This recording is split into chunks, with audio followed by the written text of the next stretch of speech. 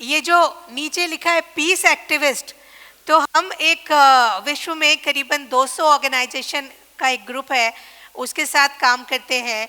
As a speaker मैं बहुत सारे इंटरनेशनल और वर्ल्ड कॉन्फ्रेंस में जाती हूँ जहाँ हम वर्ल्ड पीस के लिए काम करते हैं।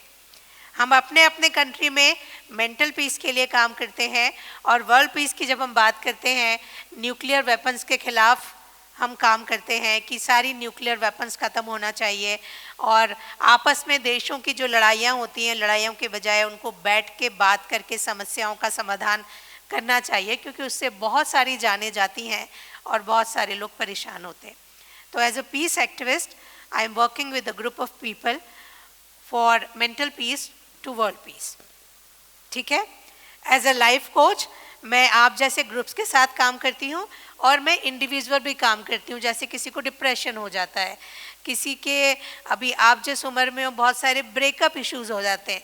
एक बच्ची एक बार मेरे पास आई, 2 साल से किसी के साथ लिव इन में रह रही थी। मैं आपको ऐसे केसेस इसलिए बताती जाऊंगी कि आप लोग उससे रिलेट करो और आगे गलतियां ना करो, और आपके आसपास अगर कोई दिख रहा है जो ऐसी गलतियां कर रहा है तो उससे सीखो। 2 साल से किसी लड़के के साथ लिव इन में रह रही थी। क्योंकि लिव इन में रह रही थी तो माँ बाप से कोई संबंध था नहीं। माँ बाप ने कहा था अगर तुम शादी के बिना किसी के साथ रहती हो तो हमारा तुमसे कोई लेना देना नहीं है। एक दिन वो खुद नौकरी करती थी, अपना कमाती थी, लड़का कुछ ज़्यादा काम नहीं करता था। उसने अपने पैसे से लड़के को मोटरसाइकिल खरीद के दी थी, पूरा घर उसने बनाया था। एक दिन जब वो ऑफिस से वापस आई तो वो लड़का सब समेट के जा चुका था। ठीक है। अब ये मेरे पास आई किसी के थ्रू, मुझसे कह रही है मैडम मैं उस लड़के से बहुत प्यार करती हूँ, मेरे को वो लड़का वापस चाहिए ज़िंदगी में, उसके बिना रह नहीं सकती। मैंने बोला मैं इतनी बड़ी गलती नहीं करूँगी कि जो लड़का एक बार तुमको खाली छोड़ के चला गया, जिसको ये पता है कि इसके माता पिता भी इससे बात नहीं करते, इसके भाई बहन भी इससे बात नहीं करते, मेरे बिना इसका कोई नहीं है, वो तुमको आज छोड़ के चला गया। मैं ये गलती नहीं करूँगी कि उसको वापस तुम्हारी ज़िंदगी में आने दूँ, और अगर तुम ये चाहती हो तो मैं तुम्हारी मदद भी नहीं करूँगी। हाँ, अगर तुम ये कहती हो कि वो मोटरसाइकिल मेरे पैसों की थी, वो सामान जो लेके गया जिस पे तुम्हारा हक था, और ये पता करो कि वो भागा क्यों है, यदि उसकी कहीं दूसरी शादी हो रही है, कोई अफेयर है, उस लड़की से मिलके पुलिस में कंप्लेन करके उसको वहाँ से बचाने का काम है, आई कैन हेल्प यू।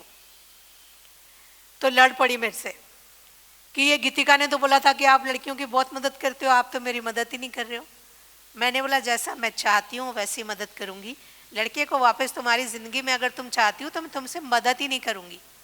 क्योंकि यदि आप किसी पे डिपेंडेंट हो तो ये जो आपने अभी गाया स्वावलंबी स्वावलंबी, इसका कोई मतलब नहीं है।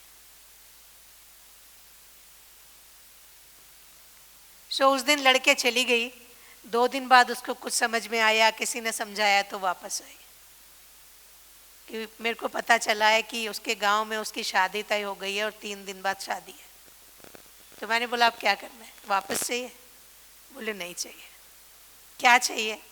एक वो मेरे पैसे से मोटरसाइकिल खरीदी थी, मैंने उसको एक चेन भी बना के दी थी, और पिछले 6 महीने से तो कुछ काम नहीं कर रहा था तो खर्चा भी मैं ही चला रही थी।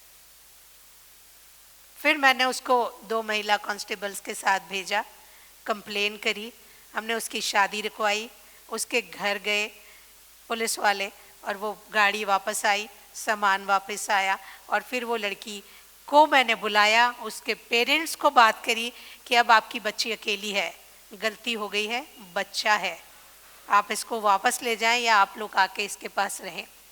पेरेंट्स आए। बच्चों, माँ बाप आपसे गुस्सा हो सकते हैं पर आपको प्यार करना कभी नहीं छोड़ सकते।